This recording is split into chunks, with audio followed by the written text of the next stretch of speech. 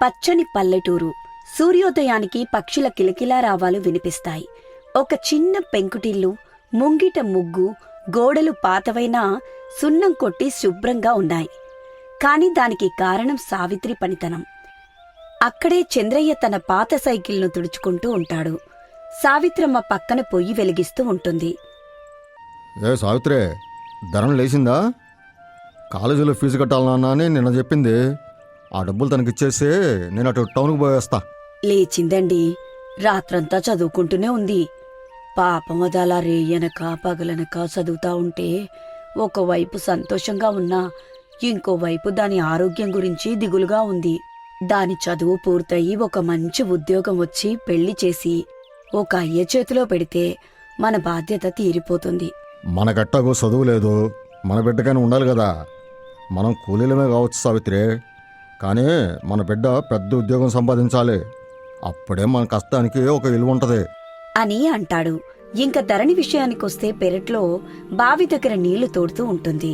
శేఖర్ అప్పుడే నిద్రలేచి మొహం కడుక్కోవడానికి వస్తాడు. ధరణి, ఈరోజు కాలేజీకి వెళ్తున్నావా? నా దగ్గర ఒక 100 రూపాయలున్నాయి, నీ దగ్గర ఉంచుకో. నీ ఫ్రెండ్స్ ముందు డబ్బులు లేనట్లు ఉండకు. ఇంకేమన్నా అవసరమైతే నన్ను అడుగు. వద్దన్నయ్యా, డబ్బులతో నాకేం అవసరం లేదు.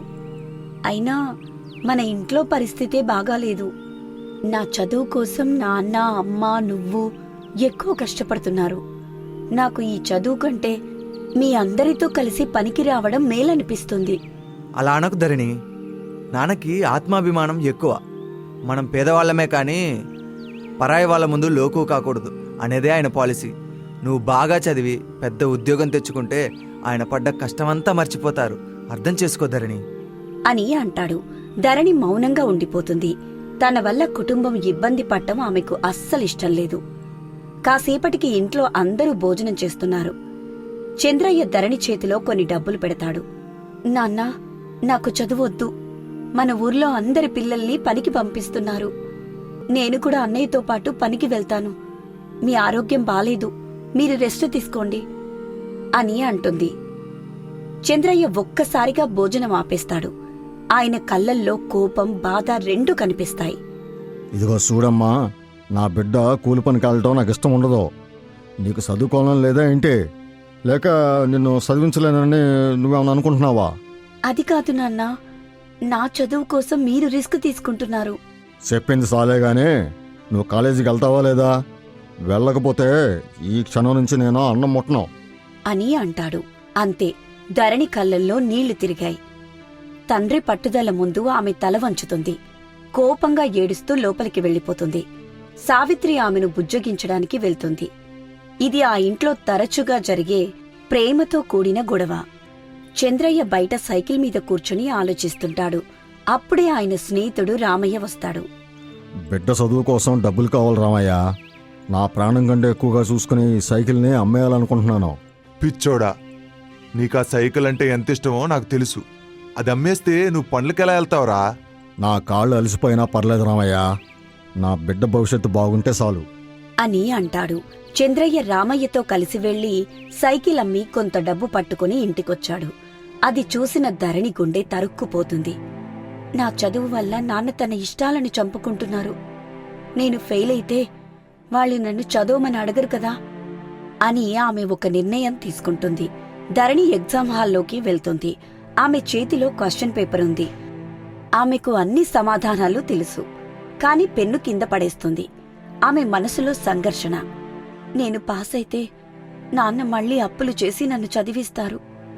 నేను ఫెయిల్ అయితే ఇంట్లోనే ఉండి పనికి వెళ్ళొచ్చు అని ఆమె పేపర్ మీద ఒక్క అక్షరం కూడా రాయకుండా ఖాళీ పేపర్ను ఇన్విజిలేటర్కిచ్చేసి బయటకొస్తుంది. బయట శేఖర్ ఆమె కోసం ఎదురు చూస్తూ ఉంటాడు. అమ్మా ధరణి, ఎగ్జామ్ ఎలా రాశావు? చాలా బాగా రాశానన్నయ్యా, తప్పకుండా మంచి మార్కులు వస్తాయి అని అంటుంది. కాని మనసులో మాత్రం నేను ఫెయిల్ అవుతాను అని అనుకుంటుంది. సరే ధరణి, పద ఇంటికెళ్దాం. ఇంటి దగ్గర అందరూ నీకోసం ఎదురు చూస్తున్నారు. ముఖ్యంగా అమ్మ. ఉదయం నుండి అటు ఇటు ఇంట్లో తిరుగుతూ నువ్వు ఎగ్జామ్స్ ఎలా రాసావోనని నీ గురించే ఆలోచిస్తూ ఉంది. నువ్వు ఎగ్జామ్ బాగా రాశానమ్మా అని ఒక్క మాట చెప్తే చాలు, చాలా సంతోషపడుతుంది. అలాగే అన్నయ్య, పద వెళ్దాం. అలా ఇంటికి వెళ్తారు. సావిత్రి అప్పటికే ఇంటి బయట ఉన్న గేటు దగ్గర ఎదురు చూస్తూ ఉంటుంది. ధరణి రాగానే, ధరణి, ఎలా రాసావమ్మా ఎగ్జామ్? చాలా బాగా రాశానమ్మా. నాకు తెలుసు తల్లి, నువ్వు ఎగ్జామ్ బాగా రాసుంటావని. సరే పద, ఉదయం కూడా ఎగ్జామ్ హడావిడిలో పడి సరిగ్గా తినకుండా వెళ్ళావు. నీకిష్టమని దొండకాయ వేపుడు, పప్పు చేశాను అని ఇంట్లోకి తీసుకెళ్ళింది. అలా ఇంట్లో నలుగురు కలిసి భోజనం చేస్తూ మాట్లాడుకుంటూ ఉంటారు. సావిత్రి, అబ్బాయికి వయసు మీద పడుతుంది. ఈ సంవత్సరం ఒక మంచి సంబంధం చూసి పెళ్లి చేయాలి ఆడికి. ముందు ధరణికి చేసి ఆ తర్వాత వాడికి చేద్దామయ్యా. ధరణికి ఇప్పుడప్పుడే పెళ్ళొద్దు సావిత్రి.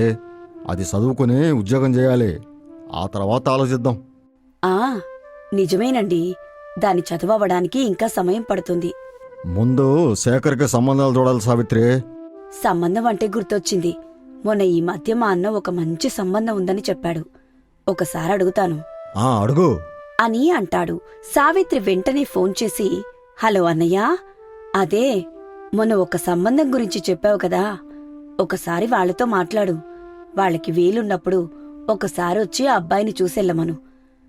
వాళ్లకు ఓకే అయితే తర్వాత మేము అమ్మాయిని చూడ్డానికి వెళ్తాము. సావిత్రి ఫోన్ పెట్టేస్తుంది. అలా 10 రోజులు గడిచాయి. అమ్మాయి వాళ్ళ నాన్న అమ్మ అబ్బాయిని చూడ్డానికి వచ్చారు. నమస్కారం అండి. రండి రాఘవయ్య గారు అని ఇంటి లోపలికి తీసుకెళ్తాడు. అందరూ వచ్చి ఒకచోట కూర్చుని మాట్లాడుకుంటూ ఉంటారు. శేఖర్ వాళ్ళకి బాగా నచ్చుతాడు. చంద్రయ్య గారు, మాకైతే అబ్బాయి చాలా బాగా నచ్చాడు. ఇంకా కట్నం విషయానికొస్తే మీ స్తోమతకు తగ్గట్టు ఇవ్వలేనేమో. ఓ 30 తులాల బంగారం ఇవ్వగలనండి. మేమేమి ఆస్తిపరులం కాదు రాఘవయ్య గారు. మాదే మధ్యతరగతి కుటుంబం. మాకున్న ఒకే ఒక ఆస్తి ఇల్లు ఒకటే. ఏంటి, ఇల్లు ఒకటేనా? మరి జనార్దన్ ఏంటి 10 ఎకరాలు మామిడి తోటుందని, ఈ మధ్యనే పట్నంలో ఒక ఇల్లు కొంటున్నారని చెప్పాడు. అంకుల్, మాకలాంటి ఆస్తులేం లేవు. అవన్నీ మా మావయ్య ఎందుకు చెప్పాడో కూడా తెలీదు. మాకున్నది ఇదిగో ఈ పాతిల్లు మాత్రమే. కాకపోతే ఉన్నదాంట్లో మీ అమ్మాయిని బాగా చూసుకోగలనని మాత్రం చెప్పగలను అని అనగానే రాఘవయ్య పైకి లేచి, మీరు ఆస్తిపరులని చెప్తే చూడటానికి వచ్చాం, లేకపోతే అసలు వచ్చేవాళ్ళమే కాదు. ఆస్తులు లేకుండా అమ్మాయిని బాగా చూసుకుంటానంటే మేమెలా నమ్మేది? మరోలా అనుకోకండి బాబు, నాకైతే ఈ సంబంధం ఇష్టం లేదు అని ఇంట్లో నుంచి వెళ్ళిపోతారు రాఘవయ్య అతని భార్య. ఏంటండి, చూడ్డానికొచ్చి మనల్ని ఇంత అవమానంగా మాట్లాడి వెళ్ళిపోతున్నారు? సావిత్రి, మీ అన్నయ్య మన గురించి గొప్పలు చెప్పి పంపించాడు అనుకుంటా. అందుకే వాళ్ళు చూడటానికి వచ్చారు. ఇంతకీ ఇవాళ ధరణి రిజల్ట్స్ వస్తాయి కదా? అవునా? ఆగండి, ఫోన్లో చూస్తాను. ధరణి, నీ హాల్ టికెట్ నెంబర్ చెప్పు అని అనగానే ధరణి హాల్ టికెట్ నెంబర్ చెప్తుంది. శేఖర్ రిజల్ట్స్ చూస్తాడు. చూడగానే షాక్ అయి, ధరణి, నువ్వు చెప్పిన హాల్ టికెట్ నెంబర్ కరెక్టేగా? అవునన్నయ్యా. చెల్లి, నువ్వు ఫెయిల్ అయ్యావా? ఏంటి శేఖర్, ఏం మాట్లాడుతున్నావు? ధరణి ఫెయిల్ అయిందా? అవునా, మన ధరణి ఫెయిల్ అయింది. ఏంటి ధరణి ఇది? నిన్ను కష్టపడి చదివించింది ఎందుకు? ఇలా ఎగ్జామ్లో ఫెయిల్ అవడానికా? మీ నాన్న రేయింబవలు కష్టపడి చదివిస్తే నువ్విలా ఫెయిల్ అవుతావా? అవును ధరణి, ఎగ్జామ్ బాగా రాశానన్నావు. మరి ఎగ్జామ్లో ఎలా ఫెయిల్ అయ్యావు? అడుగుతుంటే అలా మూగెద్దులా నిలబడ్డావు. సమాధానం చెప్పు. అది అన్నయ్య, నేను బానే రాశాను. మరి బాగా రాస్తే ఫెయిల్ ఎందుకయ్యావే అని గట్టిగట్టిగా కోపంగా మాట్లాడుతుంది. ధరణి ఏం సమాధానం చెప్పలేక ఏడుస్తూ లోపలికి వెళ్తుంది. సావిత్రి మాత్రం కోపంగా, ధరణి, నీకోసం ఇంత కష్టపడి డబ్బులు కూడబెట్టి మరీ చదివిస్తే నువ్వు మాత్రం ఫెయిల్ అవుతావా? నువ్వు ఇంట్లో ఒక్క క్షణం కూడా ఉండడానికి వీల్లేదు. మా ముగ్గురు కష్టానికి నువ్వు విలువివ్వనప్పుడు ఈ ఇంట్లో ఉండడం ఎందుకు? వెళ్ళిపో, నువ్వు ఈ ఇంట్లో ఉండకు అని కోపంగా ధరణి బట్టలన్నీ బయటికి పచ్చని పల్లెటూరులో ఉన్న ఆ చిన్న పెంకుటిల్లు ఇప్పుడు నిశ్శబ్దంగా లేదు. సావిత్రి కోపంతో ఊగిపోతూ ధరణి బట్టల మూటను వీధిలోకి విసిరేసింది. వెళ్ళిపో, ఈ క్షణమే ఈ ఇల్లు వదిలి వెళ్ళిపో. నీ ముఖం మాకు చూపించుకో. అమ్మా, వినమ్మా, నేను చెప్పేది ఒకసారి విను. ఏం వినాలి? నీ తండ్రి రక్తాన్ని కూడు చేసుకుని తన ప్రాణం కంటే ఇష్టమైన సైకిల్ను కూడా అమ్మి నిన్ను చదివిస్తే నువ్వు మాకిచ్చే బహుమతి ఇదా? పరీక్షల్లో ఫెయిల్ అయ్యానని చెప్పడానికి నీకు నోరెలా వచ్చింది అని ధరణిని గట్టిగట్టిగా తిడుతుంది. ఇదంతా చూస్తున్న చంద్రయ్య శేఖర్లు ఏమీ అనలేకపోయారు.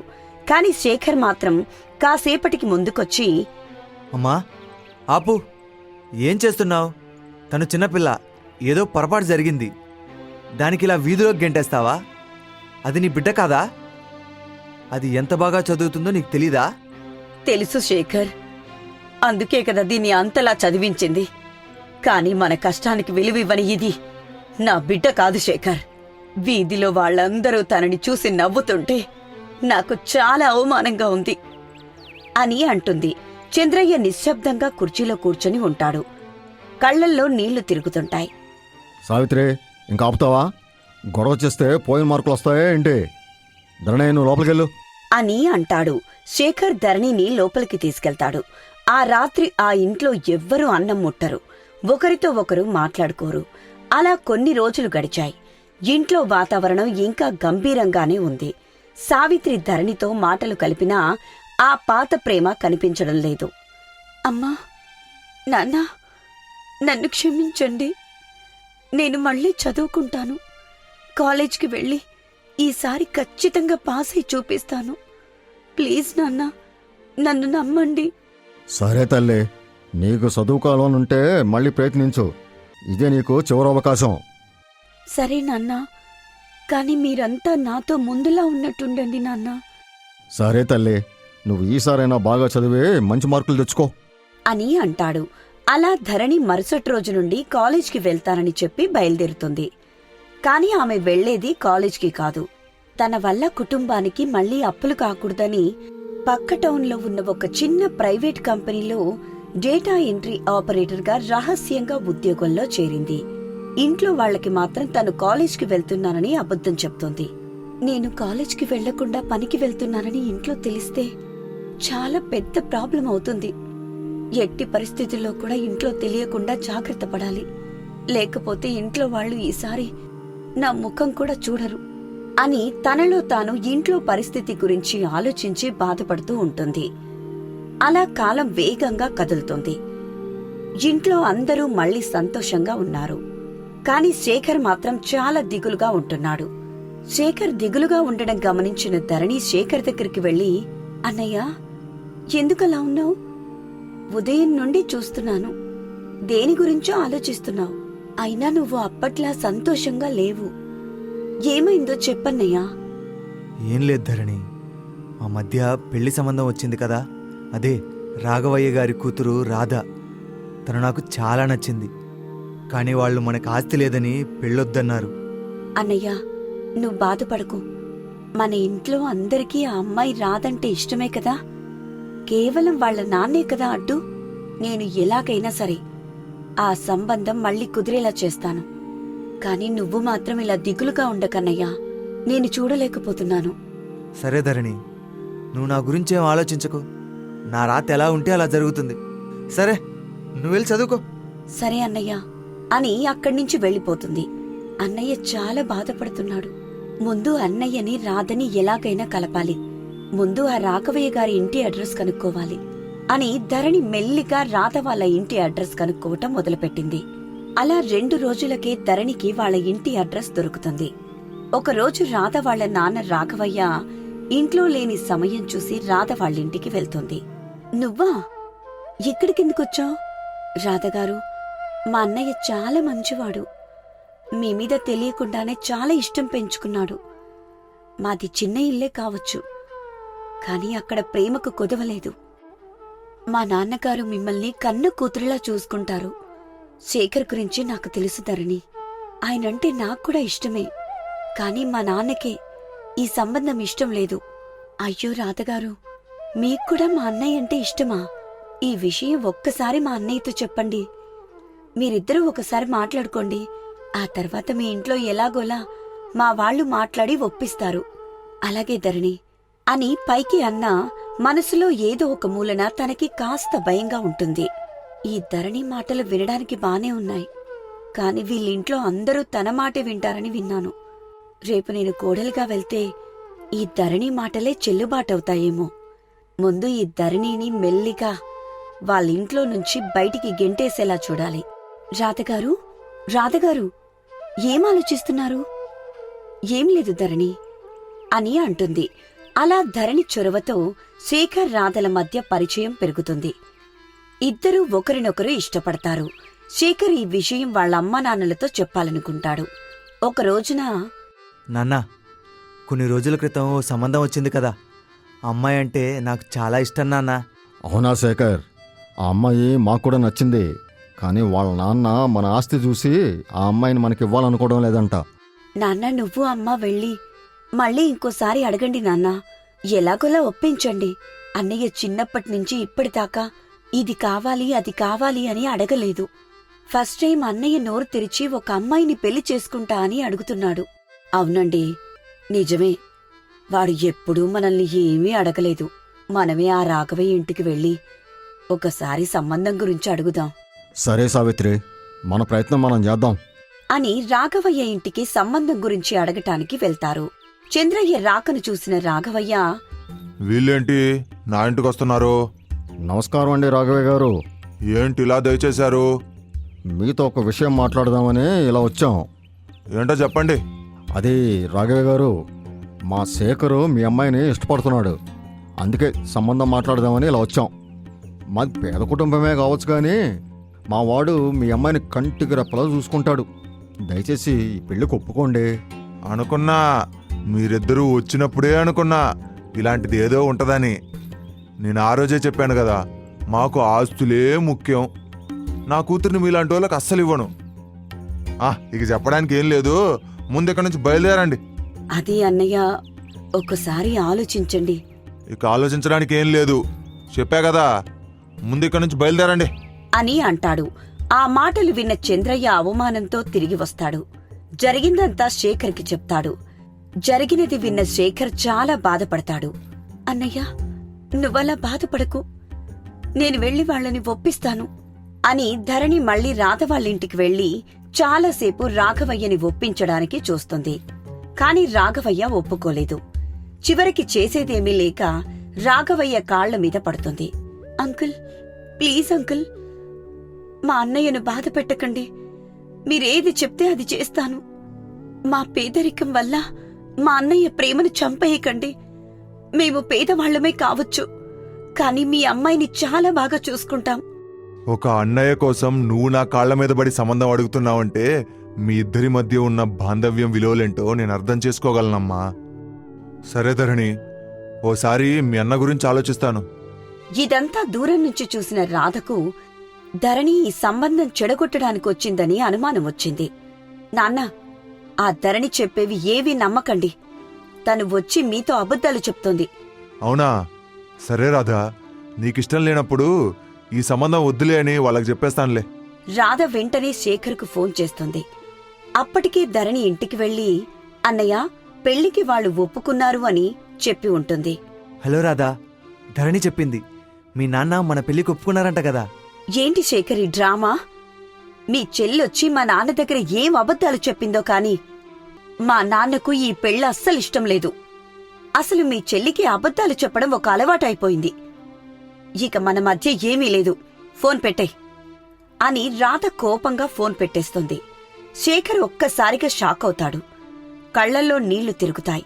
గదిలో ఉన్న ధరణి వైపు కోపంగా ఆ పెంకుటింట్లో సంతోషం మళ్లీ చిగురిస్తుందని అందరూ అనుకున్నారు.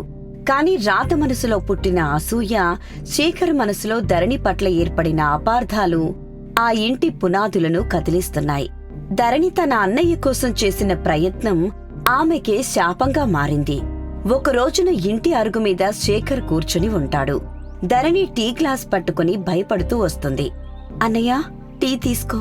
శేఖర్ ఆమె వైపు చూడకుండానే పేపర్ తిరగేస్తూ, నాకేం వద్దులే ధరణి, నీ చేతి టీ తాగితే రేపు పొద్దున నాకింకెన్ని అబద్ధాలు చెప్తావో అని భయంగా ఉంది.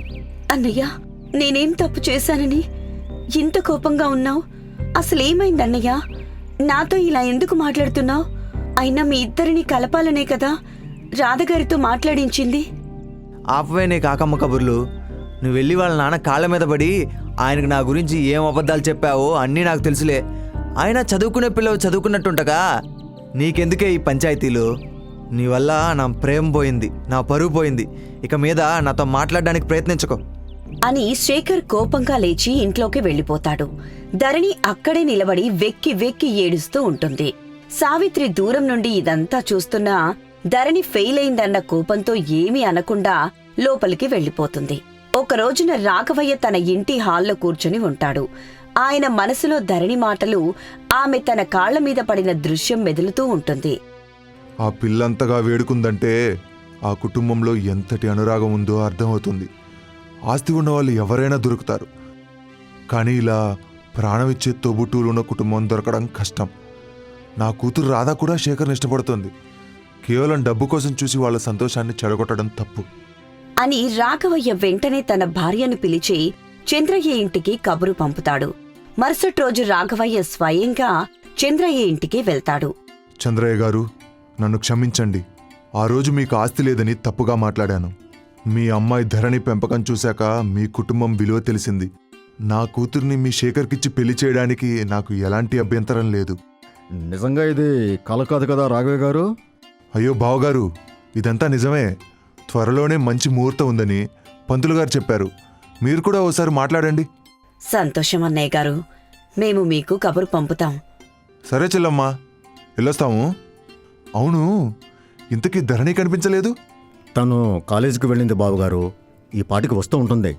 ఓ అవునా, సరే తను అడిగానని చెప్పండి. ఇక మేము బయలుదేరతాం అని అంటారు. అలా వాళ్లు వెళ్లిపోయారు. ఇంక చంద్రయ్య సావిత్రి ఆనందానికి అవధులు లేవు. కాని శేఖర్కి మాత్రం ధరణి మీద మనసులో ఇంకా కోపంగానే ఉంటుంది.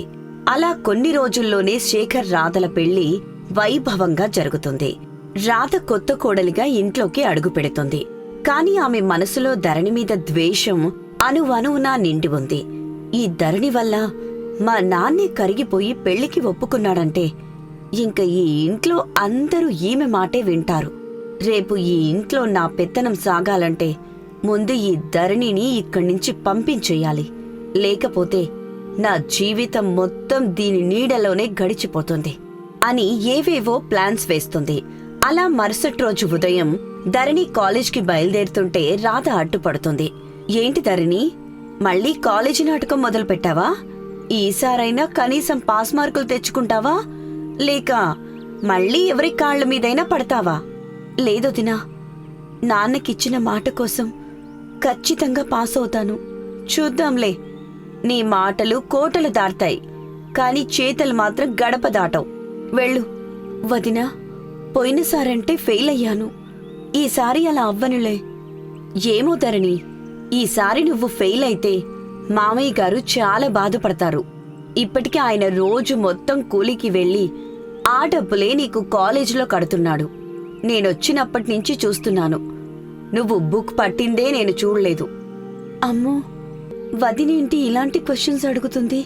కొంపతీసి నిజం తెలిసిందా ఏంటి? తెలిస్తే నా పని ఇంకంతే.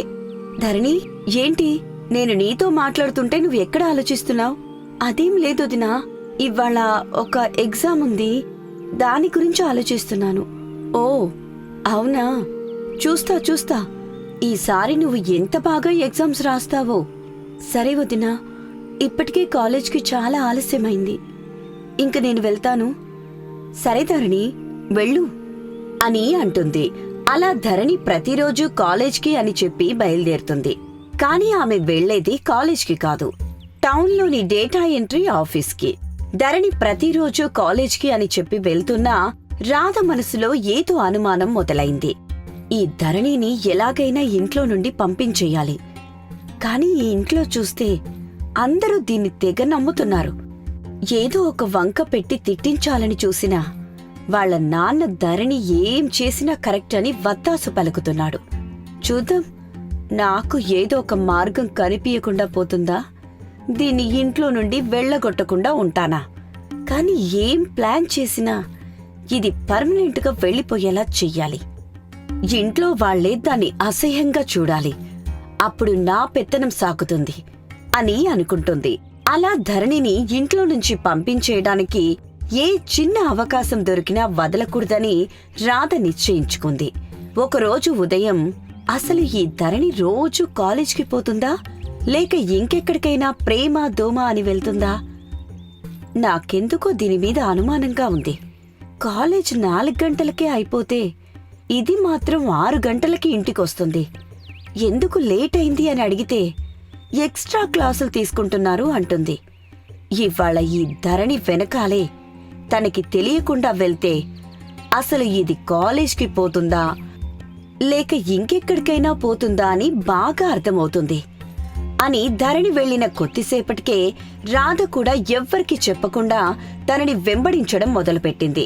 కాని ధరణి చుట్టూ చూసుకుంటూ భయపడుతూ ఒక పాత బిల్డింగ్లోకి వెళ్లడం రాధ గమనించింది.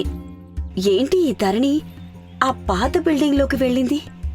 ఏమో చూద్దాం, లోపలికి వెళ్తే తెలుస్తుంది కదా అసలు ఏం జరుగుతుందో అని రాధ కూడా ఎవ్వరికీ కనిపించకుండా మెల్లిగా లోపలికి వెళ్లి బయట ఉన్న కిటికీ గుండా లోపలికి చూసింది. అక్కడ ధరణి కాలేజీ పుస్తకాలకు బదులుగా కంప్యూటర్ ముందు కూర్చుని డేటా ఎంట్రీ వర్క్ చేస్తూ కనిపించింది. అది చూసిన రాధ ఒక పక్క షాక్ అయింది, ఇంకో పక్క ఇంట్లో నుండి గెంటేయడానికి ఒక మంచి అవకాశం దొరికిందని ఆనందపడింది. ఓహో, ఇదా సంగతి. కాలేజ్ కని చెప్పి ఇక్కడ ఏదో ఆఫీసులో తిరుగుతున్నావా ధరణి? ఈ విషయం గాని మీ నాన్నకి మీ అన్నయ్యకి తెలిస్తే నిన్ను ఇంట్లో నుంచి గెంటేయడం ఖాయం. నా దారికి అడ్డు తొలగిపోవటానికి ఇంతకంటే మంచి అవకాశం రాదు. ధరణి, దొరికావే. ఇన్ని రోజులు ఇంట్లో నీ ఆటలు సాగాయి. నిన్ను గెంటేస్తే ఇక చూడు ఇంట్లో నా పెత్తనం ఎలా ఉంటుందో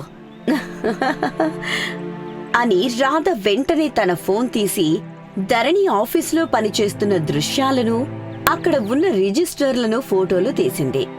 ఆ తర్వాత ధరణికి అనుమానం రాకుండా అక్కడి నుండి మెల్లిగా ఎవ్వరికీ కనబడకుండా బయటపడింది. రాధ ఇంటికి రాగానే తనలో తాను ఎంతో గర్వంగా ఫీల్ అవుతూ గెలిచిన యుద్ధ వీరుల్లా సోఫాలో కూర్చుంది. ధరణి అలసిపోయి ఇంటికి రావడం చూసి మళ్లీ వెటకారం మొదలుపెట్టింది. ఏంటి ధరణి గారు, ఇవాళ కాలేజ్లో పాఠాలు బాగా అర్థమయ్యాయా? లేక మీ అన్నయ్యలాగే ఎవరినైనా కొత్తగా ప్రేమిస్తున్నావా? ఆ మొహంలో అలసట చూస్తుంటే ఏదో పెద్ద పని చేసినట్టున్నావే. ఏం పని చేశావో కాస్త నాకు కూడా చెప్పు. అదేం లేదు వదినా, ఈరోజు కాలేజీలో క్లాసులు ఎక్కువయ్యాయి, అందుకే కొంచెం అలసటగా ఉంది అంతే. అవునులే, క్లాసులు కాదు కదా, పనులు ఎక్కువై ఉంటాయి. అయినా ఒకసారి ఫెయిల్ అయిన దానివి. ఇన్ని వేషాలెందుకు నీకు? మీ నాన్న అమాయకుడు కాబట్టి సరిపోయింది. లేకపోతే నిన్ను ఎప్పుడో రోడ్డు మీద నిలబెట్టేవారు. వదినా, మీరేంటి నన్ను అంత పెద్ద పెద్ద మాటలు అంటున్నారు? నేను నాన్న మాట కోసమే చదువుకుంటున్నాను కదా. చదువుకుంటున్నావా లేక చదివిస్తున్నావా అనేది త్వరలోనే అందరికీ తెలుస్తుందిలే. వెళ్ళు, వెళ్ళి ఆ కన్నీళ్లు తుడుచుకో. ఆ నటన మీ అన్నయ్య ముందు, మీ అమ్మా నాన్నల ముందే చెల్లుతుంది, నా ముందు కాదు అని రాధ వెటకారంగా నవ్వుతూ తన గదిలోకి వెళ్ళిపోతుంది. ధరణి అక్కడే నిలబడి కన్నీళ్లు పెట్టుకుంటుంది. తన త్యాగం ఎవ్వరికీ తెలియకపోగా అందరూ తనను అపార్థం చేసుకుంటున్నారని కుమిలిపోతుంది. అటు రాధ మాత్రం తన ఫోన్లో ఉన్న ఫోటోలను చూసుకుంటూ ఆ బాంబును ఎప్పుడు పేల్చాలా అని ప్లాన్ వేస్తోంది. ఇంతకీ ఆ రాధ ఈ ఫోటోలను ఇంట్లో వాళ్లకి ఎప్పుడు చూపిస్తుంది? శేఖర్ తన చెల్లిని నమ్ముతాడా లేక రాధ మాటలు విని ఇంట్లో నుంచి గెంటేస్తాడా అన్నది మనం తర్వాతి భాగంలో చూద్దాం. చూసారా, ఈ మధ్యతరగతి బ్రతుకులంటే ఇలానే ఉంటాయి. నా కథలో ఇవే కాదు, ఇలాంటి మలుపులు ఇంకెన్నో ఉన్నాయి. పచ్చని ఆ పెంకుటిల్లు ఇప్పుడు అశాంతికి నిలయమైంది. నిజం నిలకడగా తెలుస్తుందని ధరణి ఆశపడినా కాలం ఆమెను మరిన్ని కష్టాల్లోకి నెట్టడానికి సిద్ధంగా ఉంది. శేఖర్ కోపంతో ఊకిపోతూ అటూ ఇటూ తిరుగుతుంటాడు. ధరణి టీ కప్పుతో వణుకుతున్న చేతులతో శేఖర్ దగ్గరికి వస్తుంది. అన్నయ్య, టీ తీసుకో. పొద్దుట్నుండి ఏమీ తినలేదు కదా. అయినా ఏమైందన్నయ్య అలా తిరుగుతున్నావు ఉదయం నుండి? అసలు నువ్వు నా చెల్లివేనా? చదువుకోమని కాలేజీకి పంపుతుంటే అసలు బుక్ కూడా తీయకుండా ఫోన్లు, సీరియల్స్ చూస్తున్నావు. అన్నయ్య, ప్లీజ్ అలా మాట్లాడకు. నువ్వలా నా మీద కోపంగా ఉంటే నేను తట్టుకోలేకపోతున్నాను. నిజంగా నేను కాలేజీలోనే చదువుకుంటున్నాను. అందుకే ఇంటి దగ్గర చదువుకోవడం లేదు. చాలే ధరణి, ఇక మీదట నా కళ్ళ ముందు కనబడకు. అసలేమైందన్నయ్యా? వదినని పెళ్లి చేసుకున్నప్పటి నుండి చూస్తున్నాను. నువ్వు చాలా మారిపోయావు. అప్పట్లో నువ్వు పని నుండి వచ్చేటప్పుడు నాకు జిలేబీలు తేవడం లేదు. ఇంట్లో నన్ను ఒక పురుగులా చూస్తున్నావు. నువ్వు ఎప్పుడైతే ఎగ్జామ్స్లో ఫెయిల్ అయ్యావో అప్పుడే నీ మీద నాకు అసహ్యం మొదలైంది. కానీ నువ్వు బాధపడితే ఎక్కడ అమ్మా నాన్నలు బాధపడతారో అని అమ్మ ముందు నాన్న ముందు అలా ప్రేమగా ఉంటున్నా. అన్నయ్య, నువ్వేనా అమ్మ ఇంట్లో నుండి బయటికి వెళ్ళిపోమంటే నువ్వు అమ్మని ఎదిరించి మరీ నన్ను ఇంట్లోకి తీసుకుని వెళ్ళావు? అది నీ మీద ప్రేమతో కాదు ధరణి. నువ్వు ఇంట్లో నుంచి బయటికి వెళ్ళిపోతే ఈ ఇంటి పరువు ఎక్కడ పోతుందో అని చెప్పి నిన్ను ఇంట్లోకి తీసుకొచ్చాను. అంటే నా మీద ప్రేమతో కాదా?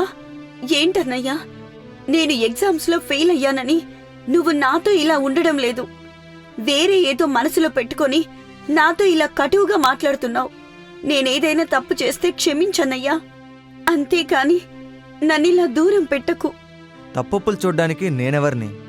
టైం వచ్చినప్పుడు వాటంతట అవే బయటకొస్తాయి అని అంటాడు. శేఖర్ అన్న మాటలు ధరణి గుండెల్లో బాణాల్లా గుచ్చుకుంటాయి. తను ప్రాణంగా ప్రేమించే అన్నయ్యే తనను అసహ్యించుకుంటుంటే ఆమె తట్టుకోలేకపోయింది. ఏమీ మాట్లాడలేక మౌనంగా తన గదిలోకి వెళ్లి వెక్కి వెక్కి ఏడుస్తుంది. ధరణి పుస్తకం ముందు కూర్చుని ఉంటుంది. కాని ఆమె కళ్ళు పుస్తకం మీద లేవు. కన్నీళ్లు పేజీల మీద పడుతున్నాయి. రేపు ఎగ్జామ్ ఉంది, కాని మనసు మాత్రం శూన్యంగా ఉంది. నాన్న తన ప్రాణం కంటే ఇష్టమైన సైకిల్ను కూడా అమ్మి నన్ను చదివిస్తున్నారు. కాని నేనిలా అందరి దృష్టిలో అబద్ధాల కోరునైపోయాను. ఈ పరిస్థితిలో నేను ఎలా చదవగలను? నాన్న నమ్మకాన్ని ఎలా నిలబెట్టగలను అని తనలో తాను ఏడుస్తూ చదువు మీద ఏకాగ్రత కుదరక ధరణి పుస్తకాన్ని మూసేస్తుంది. అప్పుడే బయట గట్టిగట్టిగా కేకలు వినిపిస్తాయి. ధరణి పనిచేసే డేటా ఎంట్రీ ఆఫీస్ మేనేజర్ మరికొంతమందితో చంద్రయ్య ఇంటి ముందుకి వస్తాడు. ఏవయ్య చంద్రయ్య, బయటికిరా. నీ కూతురు చేసిన ఘనకార్యం చూడు. ఏమైందయ్యా? ఎవరు మీరు అంత గట్టిగా అరుస్తున్నారు? మీ అమ్మాయి ధరణి మా ఆఫీస్లోనే పనిచేస్తుంది. నిన్న ఆఫీస్ డెస్క్లోంచి 20,000 రూపాయలు మాయమయ్యాయి. ఆ టైంలో ఆ గదిలో ధరణి ఒక్కతే ఉంది. ఏం మాట్లాడుతున్నారయ్యా? మా అమ్మాయి కాలేజ్కి వెళ్తోంది కాని పనికి కాదు. దొంగతనం చేసే అలవాటు మా రక్తంలోనే లేదు. మీరు ఎవరింటికో వెళ్లబోయి మా ఇంటికొచ్చినట్టున్నారు. చూసుకుని మాట్లాడండి కాస్త. చాలేమ్మా, పెద్ద చెప్పొచ్చారు. మేమన్నీ తెలుసుకొనే ఇక్కడికి వచ్చాం అని మేనేజర్ కోపంగా ధరణి ఐడి కార్డు, ఆఫీసులో పనిచేస్తున్న ఫోటోలను చూపిస్తాడు. చంద్రయ్య ఆ ఫోటోలు చూసి నిశ్చేష్టుడైపోతాడు. సావిత్రికి ఆగ్రహం కట్టలు తెంచుకుంటుంది. ధరణి దగ్గరికి వెళ్లి, ఎందుకే మా పరువు వీధిలో కలిపావు? చదువుకోమంటే ఈ దొంగ పనులు చేస్తున్నావా? నీకు అన్నం పెట్టినందుకు మాకు తగిన శాస్తి చేశావు. ఒకసారి నమ్మి మోసపోయాం, ఇప్పుడు మళ్ళీ మమ్మల్ని మోసం చేశావు. అయినా చదువుకోమని పంపిస్తే బుద్ధిగా చదువుకోకుండా ఇవేం పాడు పనులే నీకు, మొద నష్టపుదానా. అమ్మా, నమ్మమ్మా, నేను డబ్బులు తీయలేదు. నేను ఉద్యోగం చేసింది నిజమే కాని దొంగతనం చేయలేదు. ఎవరైనా నన్ను నమ్మండి నాన్న, నువ్వైనా నమ్ము. మా అమ్మ చనిపోయాక మళ్ళీ మా అమ్మ పుట్టిందని చిన్నప్పటి నుంచి ఒక్క దెబ్బ కూడా వేయకుండా నీకేం కావాలన్నా కొనిపించాను. నీకు నచ్చినట్టు ఉండమన్నాను. నేను నిన్ను అడిగిన ఒకే ఒక్క కోరిక బాగా చదువుకోమని. కానీ చదువుకోమని పంపితే నువ్విలా చేస్తావనుకోలేదు అని బాధపడుతూ ఉంటాడు. శేఖర్ లోపలికి వెళ్లి డబ్బు తీసుకొనొచ్చి, మేనేజర్ గారు, ఇదిగోండి 20,000 రూపాయలు. మా నాన్న పరువు తీయకండి. దయచేసి ఇక్కడి నుంచి వెళ్ళిపోండి అని తన చేతిలో ఉన్న డబ్బుని వాళ్ళకిస్తాడు. మేనేజర్ వెళ్ళిపోయాక ఇంట్లో వాతావరణం నిప్పుకణంలా మారుతుంది. ఇప్పటికైనా ఈ ఇల్లు వదిలి వెళ్ళిపోతారని. నీ వల్ల నాన్న పరువు పోయింది. మన కుటుంబం మీద నిందలొచ్చాయి. ఇప్పటికే నీ విషయంలో నాన్న చాలాసార్లు మోసపోయాడు. నువ్విక్కడుంటే మాకు ప్రశాంతత ఉండదు. వెళ్ళిపోమ్మా, నిన్నలా చూడలేను నేను అని అంటాడు. ధరణి అవమానాన్ని తట్టుకోలేకపోయింది. కన్నవాళ్లే తనను దొంగ అన్నప్పుడు ఇక అక్కడ ఉండలేక తన బట్టల మూటను తీసుకుని కన్నీళ్లతో ఆ ఇంటి గడప దాటి వెళ్లిపోతుంది. ధరణి వెళ్లిపోయాక రాధ తన గదిలో ఫోన్ మాట్లాడుతూ ఉంటుంది. ఆమె ముఖంలో పైశాచిక ఆనందం కనిపిస్తుంది. హా, ప్లాన్ అదిరిపోయింది. ఆ డబ్బులు నేనే మాయం చేయించి మేనేజర్ చేత అబద్ధం చెప్పించాను. ఇప్పుడు ధరణి రోడ్డున పడింది. ఇక ఈ ఇంట్లో నాదే రాజ్యం. ఇప్పుడొకసారి అత్తయ్య దగ్గరికి వెళ్లి బాధపడుతున్నట్టు నాటకమాడాలి అని రాధ బయటకొచ్చి సావిత్రి దగ్గర కూర్చుని నటిస్తుంది. అత్తయ్యగారు, ధరణి వెళ్ళిపోవడం మన మంచికే అయ్యింది. ఇప్పటికే 2 సార్లు మోసపోయాను రాధా. ఇంక ధరణి అనే పేరు కూడా ఈ ఇంట్లో వినిపించకూడదు. అవునత్తయ్య, చెప్పడం మర్చిపోయాను. తను బయట మన గురించి ఏం చెప్తుందో అని భయంగా ఉంది. తను మన ఇంటి పరువు తీయటానికి ఏమైనా చేస్తుంది. అందుకే మీరు తనతో అస్సలు మాట్లాడకండి. ఫోన్ చేసినా ఎత్తకండి. ఏమోనమ్మా, ఏమైనా చెప్పని, ఇప్పటికే పరువు పోయింది అని అంటుంది. అలా రాధ మాటలకు సావిత్రి, చంద్రయ్య ధరణి పట్ల మనసును కఠినం చేసుకుంటారు. ధరణి అంటే ఆ ఇంట్లో ఒక చేదు జ్ఞాపకంలా మిగిలిపోయేలా రాధ చక్రం తిప్పుతుంది. ఇంకో పక్క, హమ్మయ్యా, చాలు, ఇన్ని రోజులకి ధరణి పీడ విరగడయ్యింది. చూద్దాం, ఈ ధరణి ఎక్కడుందో ఒకసారి ఫోన్ చేసి ముసలి కన్నీరు పెట్టుకుంటాను. అత్తయ్య మావయ్యల మీద లేనిపోని మాటలు చెప్పి ద్వేషం నింపాలి. ఈ ఇంట్లోకి మళ్లీ తిరిగి రావాలన్న ఆలోచనే ధరణికి రాదు అని అనుకుని ధరణికి ఫోన్ చేస్తుంది. హలో ధరణి, ఎక్కడున్నావ్? వదినా, ఎక్కడికి వెళ్లాలో తెలియని గమ్యంలో ఉన్నాను. అయ్యో ధరణి, అత్తయ్య మామయ్య వెళ్లిపోమని చెప్పినంత మాత్రాన వెళ్లిపోతావా? కన్న తల్లిదండ్రులే ఇంట్లో నుండి వెళ్లిపోమంటే ఏం చేయాలి వదినా? నా బాధ, నా కష్టం, నా త్యాగం ఎవ్వరికీ కనిపించడం లేదు. అసలు నేను జాబ్ ఎందుకు చేస్తున్నానో ఒక్కసారైనా అడిగారా? ఎవరో వచ్చి దొంగతనం చేశానని చెప్పగానే వాళ్ల మాటలు నమ్మి నన్ను ఇంట్లో నుండి వెళ్లగొట్టారు. అవును ధరణి, మొన్నొచ్చిన నాకే నీ మీద జాలి వేస్తుంది. కాని మీ అమ్మా నాన్నలకి నీ మీద జాలెందుకు వేయడం లేదు? పైగా దొంగతనం చేశావు అంటే మీ అన్నయ్య పరువు కోసం ఇంట్లో ఉన్న డబ్బు తీసుకుని వెళ్లి వాళ్లకిచ్చాడు. అలా రాధ ధరణికి లేనిపోని మాటలన్నీ ఎక్కిస్తుంది. ఇంక ధరణి అలా నడుచుకుంటూ ఒక పాత వర్కింగ్ ఉమెన్స్ హాస్టల్ చూసి అక్కడ జాయిన్ అవుతుంది. అలా ధరణి ఒక చిన్న గదిలో నీరసంగా పడుకొని ఉంటుంది. కిటికీలో నుంచి వచ్చే వెలుతురు ఆమె దుఃఖాన్ని మరింత పెంచుతోంది. చేతిలో పైసా లేదు. రేపు ఎగ్జామ్ ఉంది. కాని మనసులో మాత్రం ఇంటి జ్ఞాపకాలు మెదులుతున్నాయి. అన్నయ్య తిట్టడం, అమ్మ కొట్టడం ఇవే గుర్తుకొస్తున్నాయి. అందరూ నన్ను దొంగ అని ఎలా అనుకున్నారు? నేను చేసిన త్యాగం ఎవ్వరికీ ఎందుకు అర్థం కాలేదు? కాని ఎన్ని సమస్యలొచ్చినా రేపు వెళ్లి ఎగ్జామ్ మాత్రం రాయాలి అని ధరణి ఎగ్జామ్ రాయడానికి వెళ్తుంది. కాని పరీక్షాపత్రం చూస్తుంటే అక్షరాలన్నీ కన్నీళ్లలో కలిసిపోతున్నాయి. ఆమెకు ఏమీ గుర్తుకురాదు. ఆన్సర్ పేపర్ ఖాళీగా ఇచ్చి బయటకొస్తుంది. కొద్ది రోజులకు రిజల్ట్స్ వస్తాయి. ధరణి మళ్లీ ఫెయిల్ అవుతుంది. హాస్టల్ గదిలో నేల మీద కూర్చుని ఏడుస్తున్న ధరణి ముఖం ఆకలితో పీక్కుపోయింది. దేవుడా, నేనేం తప్పు చేశాను? నా అన్నయ్య బావుండాలని కోరుకున్నాను.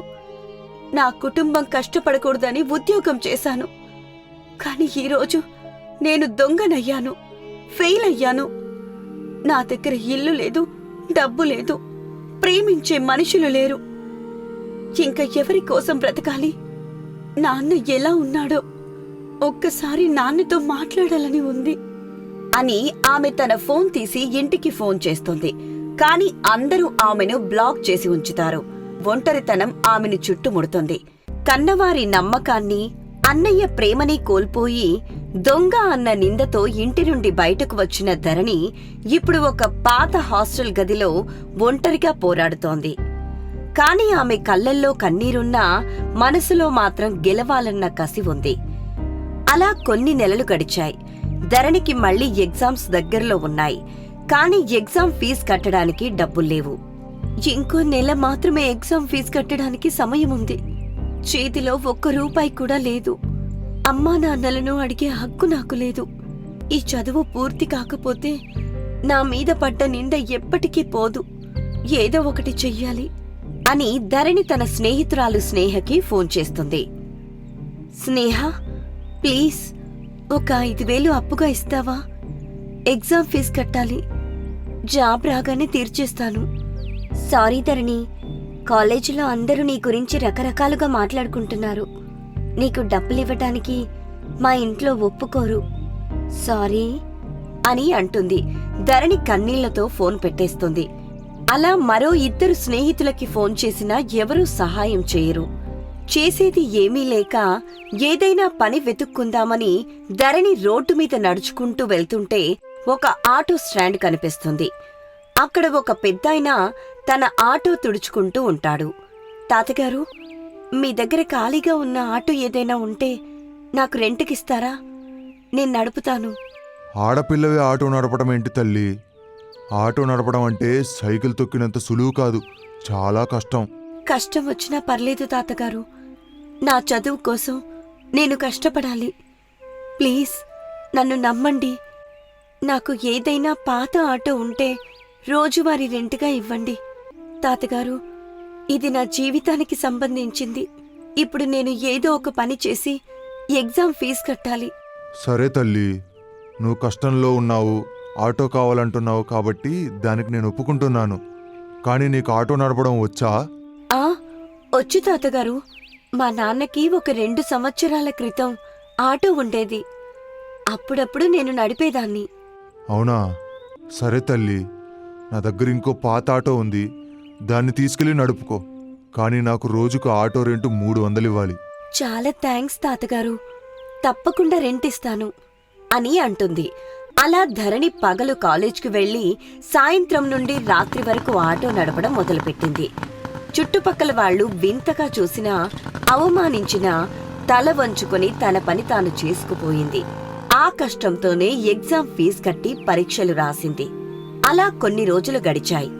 ధరణి ఆటో పక్కన నిలబడి మొబైల్లో రిజల్ట్స్ చూస్తుంది. తను డిస్టింక్షన్లో పాస్ అయింది. చాలు చాలు, నేను పాస్ అయ్యాను, అది కూడా డిస్టింక్షన్లో. నాన్నకి ఈ విషయం తెలిస్తే ఎంత సంతోషిస్తారో. వెంటనే ఫోన్ చేయాలి అని ధరణి ఇంటికి ఫోన్ చేయబోతుండగా అప్పుడే ధరణి వాళ్ల వదిన రాధ నుండి కాల్ వస్తుంది. వదినా, నేను డిస్టింక్షన్లో పాస్ అయ్యాను వదినా. అమ్మా నాన్నలకి ఈ విషయం చెప్పాలి. వాళ్ళు చాలా హ్యాపీగా ఫీల్ అవుతారు. వద్దు ధరణి, నీ మీద వాళ్ళకి ఇంకా కోపం తగ్గలేదు. వాళ్ళింకా నిన్ను దొంగ అనే అనుకుంటున్నారు. నువ్విప్పుడు ఫోన్ చేస్తే నేనింకా తిడతారు. ఆ మాటలకి నువ్వే మళ్ళీ ఏడుస్తావు. టైం చూసి నేనే అత్తయ్య మామయ్యలకి మెల్లగా చెప్తానులే ధరణి. అప్పటి వరకు నువ్వు వాళ్ళకి ఫోన్ చేసి వాళ్ళని ఇబ్బంది పెట్టకు. సరే వదినా, చెయ్యను. మీరే మంచి టైం చూసి వాళ్ళకి చెప్పండి.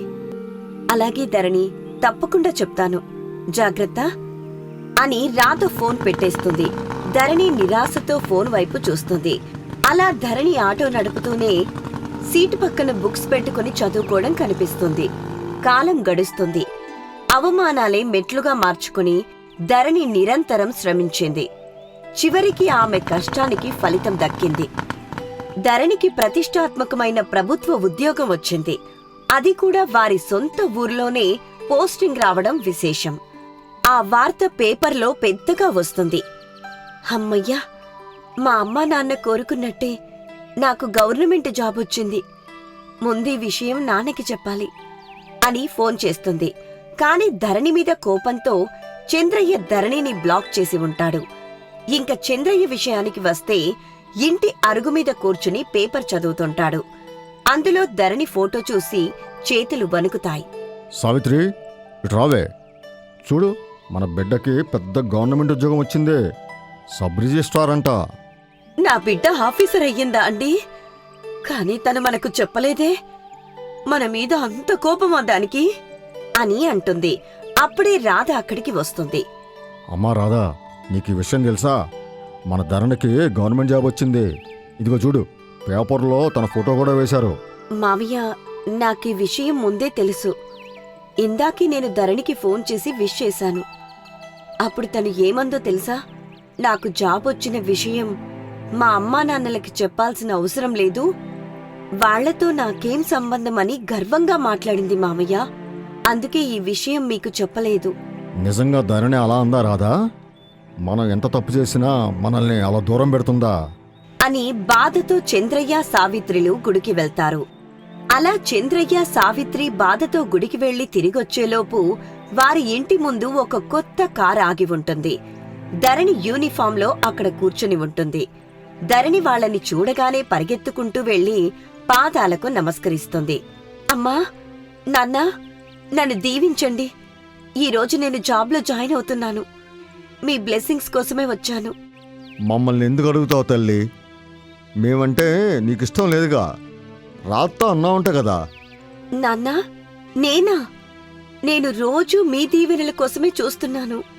వదినకి ఫోన్ చేసిన ప్రతిసారి మిమ్మల్ని అడిగినట్టు చెప్పమనే దాన్ని. వదినా, మీరెందుకలా చెప్పారు? అమ్మా ధరణి, అసలు నువ్వెలా చదువుకున్నావు? నీకు డబ్బులెలా వచ్చాయి?